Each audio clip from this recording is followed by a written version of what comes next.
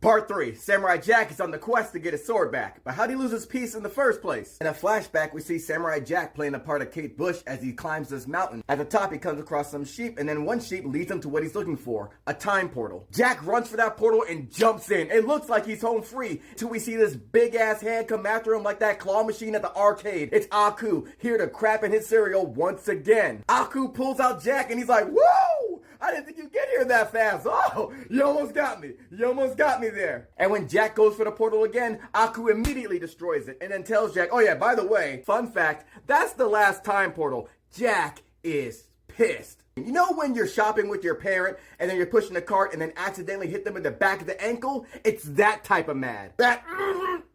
He goes after Aku swinging that sword in the air like Cuba Gooding Jr. in Boys in Hoods. Aku leaves him be, but then Jack sees these three monsters behind him and then attacks them with all the malice in his heart, cuts them down, then comes to find out those three monsters were the sheep at the top of the hill. Aku transformed them. Jack's standing there like, you gotta be fucking kidding me, man, and drops his sword. And a giant stone slab tips over toward Jack, hits the ground, and it knocks the sword into this giant chasm. And Jack is watching this happen like, no, not like this! Back in the present, Jack's telling Aishi, so that's how I lost my sword. And now they're on a giant bird flying to go and get it. You might be wondering, why didn't he just climb down there and get it? This chasm is mad deep. They were flying down and had to take a break. You know when you misplace the remote and you're in the butt crack of the couch just trying to get down there? That's what they're going through right now. When they finally get to the bottom and take a look around, ain't no sword. It's one thing to know where you lost something. It's another thing when you go to get it and it ain't there. Aishi says what we're all thinking. Well, maybe somebody took it. And Jack's like, nope.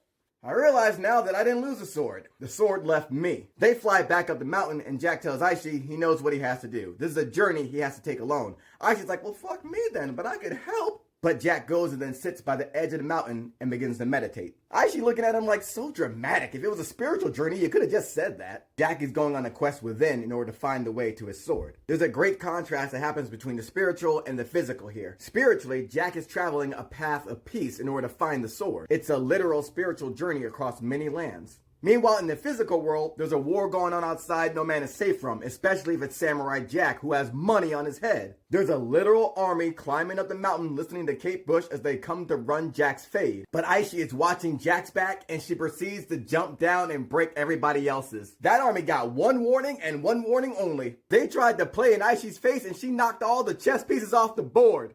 Aishi was in a 1v everybody, caught mad bodies, then proceeded to clear everybody. You don't hear me. Aishi had the ICU working overtime. Physical therapy centers booked for months. And cemeteries running out of grave plots. Meanwhile, Samurai Jack comes across a monk that's like, yo, you lost? Alright, here's what we gotta do. Let's make some tea. Jack getting his bartender on as he sets up the process for tea making. Jack's taking his time, moving the ingredients, handling them with care. And when he hands the monk the tea he's made, the monk takes a sip and says, ew, that shit nasty. Jack's surprised, like, hold on, I know how to make good tea. What are you trying to tell me, man? And the monk tells Jack, it's got all the right ingredients.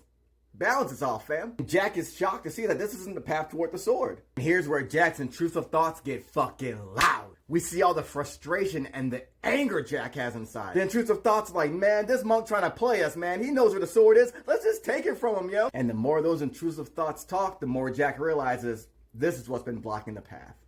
You. That side of Jack that's been angry. That side of Jack that's been frustrated that he's tried to keep inside all this time. Jack thought he had it in check, but the anger and frustration have been too loud. And now they trying to turn on Jack? Them thoughts talking crazy to Jack like they David Ruffin. Telling Jack he the one that been keeping them safe. All this shit right here is because of him. This whole show, this is my show. That cameraman, that's my cameraman. All those hit ratings, those are my ratings. I did this. Ain't nobody coming to see you, Jack. Meanwhile, Aishi's cleared out their whole army. Ain't nobody left except for one assassin she still has to deal with. Her own mother. While Jack is facing the spiritual representation of his trauma, Aishi has to deal with the physical representation of hers in her mother. Aishi's mom is disappointed that she's sticking up for Samurai Jack and is trying to 86 Jack by going through her own daughter. Aishi's mom was throwing hands while dressing Aishi down the entire time too. A parent scolding their child while they're trying to kill their child is sick work. All Aishi did was tell her mom that, yo, Jack opened my eyes to how things really are, especially with Aku. You would have thought Aishi told her mom that she wanted to major in dance with the way she came after her. And much like Jack had a choice to make when he faced the daughters of Aku, Aishi has to make the same choice as her mom jukes her and goes for Jack. We see Aishi have to make the choice to put her mom in a retirement home. for good. But back with Jack, those intrusive thoughts are still going off. Ranting and raving like, hey, all this is my house. And it's when Jack chooses to give his anger the eviction notice that he finally has the way back to his sword. Jack then sees the 3 deities in front of him, the same deities that granted the sword to his father, telling Jack, yeah, we've been waiting for this. Yeah, you back, baby. They give Jack a fit check and give him back his original fit, and then we come to see, through inner peace, Jack found his peace. You see the gi, you see the sheath, you see the sword, your boy is back. Jack had to work on himself to find balance. Then he sees all the work that Aishi did to protect him while he was finding that balance. Jack goes to a passed out Aishi to make sure she's okay, and when he sees that she is, he looks around like, damn, you've been busy over here. Oh, he's bleeding, there's a swipe, don't want to get that on there. Aishi asks Jack, yo, what's next? And now that Jack got his inner peace and his peace back, all that's left to do is run up on Aku.